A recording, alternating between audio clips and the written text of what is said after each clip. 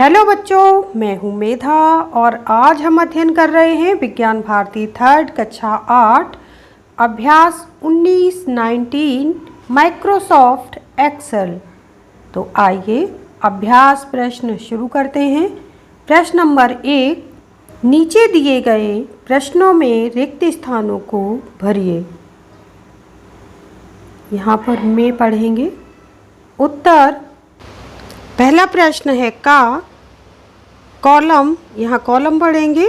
Column और रो को delete करने के लिए एक्सेल में डैश ऑप्शन चुनेंगे। तो एक्सेल में डिलीट का ऑप्शन चुनेंगे डिलीट करने के लिए। तो यहाँ पर हम भरेंगे डिलीट रिक्त स्थान में। अगला है प्रश्न नंबर खा कॉलम, यहाँ फिर से कॉलम पढ़ेंगे। कॉलम और रो को हाइड करने के लिए एक्सेल रिबन में डैश ग्रुप चुनेंगे। तो ये सेल ग्रुप चुनेंगे। तो हम रिक्त स्थान में भी भरेंगे यहाँ पर सेल। अगला है प्रश्न नंबर गा, एक्सेल में फिल्टर और शॉर्ट का विकल्प डैश टैब में होता है। तो ये होता है, यहाँ दो ऑप्शन दिए हुए हैं, इंसर्ट और डेटा। तो ये डेटा टैब में होते हैं। तो रिक्त स्थान में भी हम भरेंगे डेटा।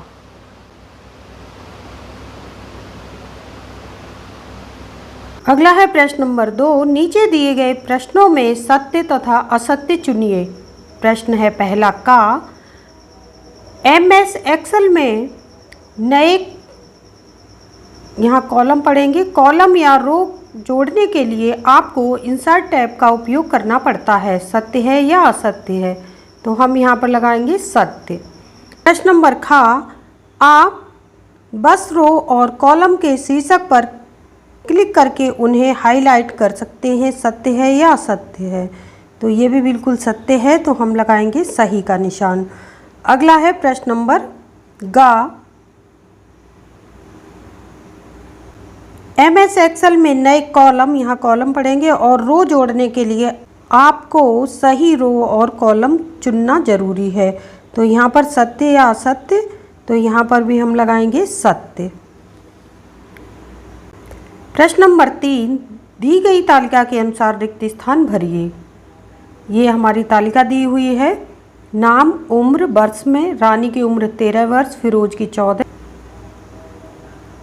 बुधराज की 15 वर्ष और काव्या की आयु 13 वर्ष। प्रश्न नंबर का, उम्र को आरोही क्रम में रखने के लिए डैश का प्रयोग करेंगे। ऑप्शन दिए हुए हैं शॉर्टिंग, फिल्टरिंग। तो यहाँ पर हम प्रयोग करेंगे शॉर्टिंग का। तो रिक्त स्थान में भी हम भरेंगे शॉर्टिंग। अगला है प्रश्न नंबर खा, उम्र को अवरोही क्रम में रखने के लिए डैश का प्रयोग करेंगे। ऑप्शन है शॉर्टिंग या फिल्टरिंग। तो रिक्त स्थान में भी हम भरेंगे शॉर्टिंग। अगला है प्रश्न नंबर गा, 13 वर्ष से अधिक उम्र वाले नाम देखने के लिए डैश का प्रयोग करेंगे। शॉर्टिंग का या फिल्टरिंग का? तो यहाँ पर हम प्रयोग करेंगे फिल्टरिंग का। तो रिक्त स्थान में भी हम भरेंगे फिल्टरिंग। अगला है प्रश्न नंबर घा, MS एक्सेल में फिल्टर और शॉर्ट का विकल्प डैश टैब में होता है। तो ये दो ऑप्शन है, इंसर्ट टैब में होता है या डेटा टैब में। तो यहाँ पर ये होता है डेटा टैब में। तो रिक्त स्थान में भी हम भरेंगे डेटा टैब। अगला है प्रश्न नंबर 4, खंड का में दिए गए चार्ट को खंड खा में दिए गए चार्ट से मिलान कीजिए। बार चार्ट होता है, ये इस तरह से पड़ी हुई जो लाइनें हैं इनको बार चार्ट कहते हैं। और ये वृत्त और उसके भाग हैं, तो इसको हम कहेंगे पाई चार्ट। तो हम मिलाएंगे खा को इस वृत्त से, वृत्ताकार आकृति से। अब हमारा शेष बचा है कॉलम चार्ट। तो ये देखिए, आप देख सकते हैं ये कॉलम बने हुए हैं तो इसको हम मिलाएंगे कॉलम को। प्रश्न नंबर 5, अति लघुत्तरीय प्रश्न। प्रश्न नंबर का, चार्ट और ग्राफ को सहेजने सेव करने के विभिन्न चरणों को लिखिए। उत्तर, चार्ट और ग्राफ को सहेजने सेव करने के विभिन्न चरण निम्नलिखित हैं। नंबर 1 है फाइल ऑप्शन पर जाकर सेव ऑप्शन पर क्लिक करेंगे या सीधे कीबोर्ड शॉर्टकट कीज Ctrl+S दबाकर भी सेव कर सकते हैं। फोल्डर को चुनेंगे जिसमें फाइल सेव करनी है, फाइल का नाम लिखकर सेव करें। अगला है प्रश्न नंबर खा, MS एक्सेल की किन्हीं 4 उपयोग को लिखिए। उत्तर, MS एक्सेल का उपयोग हम कोई भी डेटा तैयार करने के लिए कर सकते हैं। चार्ट, ग्राफ बनाकर डेटा को ग्राफिकल रूप में तैयार कर सकते हैं।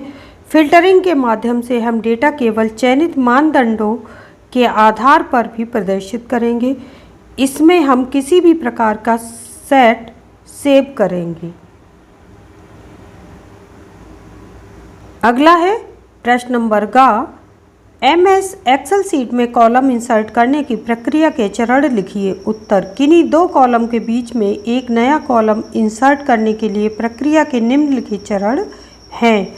जिन कॉलम के बीच नया कॉलम इंसर्ट करना है उनमें से बाद वाले कॉलम को सिलेक्ट करेंगे। MS एक्सेल के रिबन के होम को सिलेक्ट करेंगे और रिबन से सेल ग्रुप से इंसर्ट ऑप्शन का चयन कर इंसर्ट शीट कॉलम पर क्लिक करेंगे।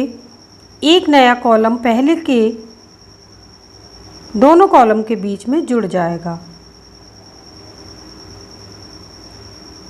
प्रश्न नंबर घ, MS एक्सेल के डाटा को चार्ट ग्राफ रूप देने के विभिन्न चरणों को स्पष्ट कीजिए। उत्तर, पहला पॉइंट है MS एक्सेल ओपन करेंगे। इसके बाद MS एक्सेल ओपन कर न्यू वर्कशीट चुनेंगे और फिर नंबर 2 है डेटा तैयार करेंगे। उस डेटा को तैयार करेंगे जिसका ग्राफ चार्ट बनना है। नंबर 3 चरण है इसका, चार्ट का चयन करेंगे। अपने डेटा को सिलेक्ट कर